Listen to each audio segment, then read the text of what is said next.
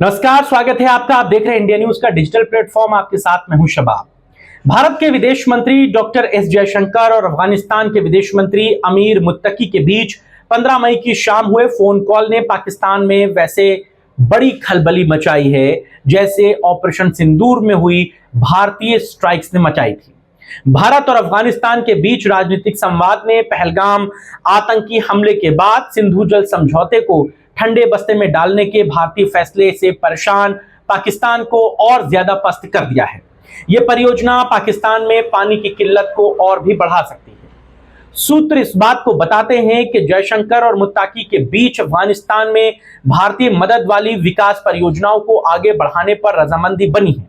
इसमें लालंदर की वो शहतूत बांध परियोजना भी शामिल है जो काबुल नदी पर बनाई जानी है। दोनों देशों के बीच इसे लेकर समझौता तो फरवरी 2021 में हुआ था, लेकिन काबुल में हुए सत्ता बदल ने इस पर ब्रेक लगा दिया था। पहलगाम आतंकी हमले के बाद हुए भारतीय राजनयिक टीम के काबुल दौरे ने इस परियोजना की सुगबुगाहट को एक बार फिर हवा दे दी है। दरअसल काबुल नदी पर बनने वाली यह परियोजना अफगानिस्तान की राजधानी काबुल और मुल्क में रहने वाले करीबन 20 लाख लोगों के लिए साफ पेयजल पानी की उपलब्धता को मुहैया कराएगी। इस शहतूत बांध परियोजना के लिए भारत $236 मिलियन की वित्तीय और तकनीकी सहायता उपलब्ध कराएगा। करीब 3 साल में पूरी होने वाली इस परियोजना में अफगानिस्तान की 4000 हेक्टेयर भूमि को सिंचित किया जाएगा। हालांकि इस बांध परियोजना में पाकिस्तान की परेशानी का सबब है काबुल नदी की भौगोलिक स्थिति। असल में यह नदी हिंदू कुश पहाड़ों से निकलती है और पाकिस्तान के खैबर पख्तूनवा प्रांत में दाखिल होती है। इस बांध के बनते ही पाकिस्तान के सामने सबसे बड़ा और सीधा खतरा होगा अपने खैबर पख्तूनवा प्रांत के लिए पानी की जरूरतों को पूरा करना। काबुल नदी सिंधु जल बेसिन का हिस्सा है और पाकिस्तान के लिए भी खासी अहमियत रखता है। पाकिस्तान की घबराहट इसलिए भी बढ़ जाती है क्योंकि अफगानिस्तान के साथ उसकी कोई औपचारिक जल संधि नहीं है। ऐसे में अफगानिस्तान ना तो शहतूत बांध परियोजना को लेकर पाकिस्तान के प्रति जवाबदेह है और ना ही किसी समझौते से बंधा है। बीते दिनों भारतीय विदेश मंत्रालय ने पाकिस्तान डेस्क के प्रभारी संयुक्त सचिव आनंद प्रकाश के काबुल दौरे के बाद से ही शहतूत बांध परियोजना में रफ्तार के संकेत दिए हैं। बताया यह भी जा रहा है कि भारतीय राजनयिकों के दल का यह दौरा 22 अप्रैल को हुए पहलगाम आतंकी हमले के बाद 29 अप्रैल को हुआ था। तालिबान सरकार ने पहलगाम हमले की निंदा की है और भारत के रणनीतिक हितों के साथ तालमेल बिठाने के संकेत दिए हैं। इसने पाकिस्तान को कूटनीतिक रूप से अलग थलग कर दिया है।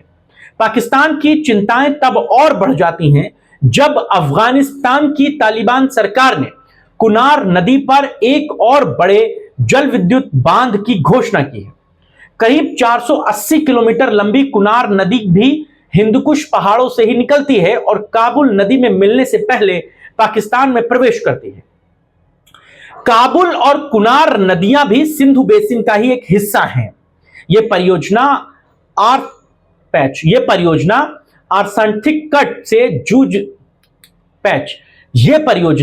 आर्थिक संकट से जूझ रही तालिबान सरकार को देश का बुनियादी ढांचा मजबूत करने की महत्वाकांक्षी योजना का हिस्सा है। लेकिन अफगानिस्तान और पाकिस्तान के बीच बांध परियोजना और पानी का बंटवारा टकराव को बढ़ा सकता है। अफगानिस्तान और पाकिस्तान 9 नदी बेसिन साझा करते हैं जो पाकिस्तान की जल सुरक्षा के लिए महत्वपूर्ण है। काबुल, कुनार और सिंधु नदियों के अलावा इनमें गोमल नदी भी शामिल है जो अफगानिस्तान से निकलकर पाकिस्तान के दक्षिणी वजीरिस्तान एजेंसी में जाती है। इसके अलावा कुर्रम नदी जो पाकिस्तान के कुर्रम एजेंसी में दाखिल होती है, वहीं पिशिन, लोरा, कंधार कंद, कदनई, अब्दुल वहाब धारा और कैसर नदी है जो सभी बलूचिस्तान में सिंधु के बेसिन का हिस्सा बनती है। सिंधु नदी जो पाकिस्तान के जल आपूर्ति का आधार है, दोनों देशों में फैली हुई है। अफगानिस्तान की काबुल और कुनार जैसी साझा नदियों पर बांध बनाने की योजनाएं पाकिस्तान के कृषि और जल उपलब्धता को भी खतरे में डाल सकती है। ऐसे में पाकिस्तान और अफगानिस्तान के बीच तहरीके तालिबान यानी कि पाकिस्तान की टीटीपी को लेकर तनाव लंबा समय तक चल सकता है। फिलहाल इस खबर और इस चर्चा में बस इतना है।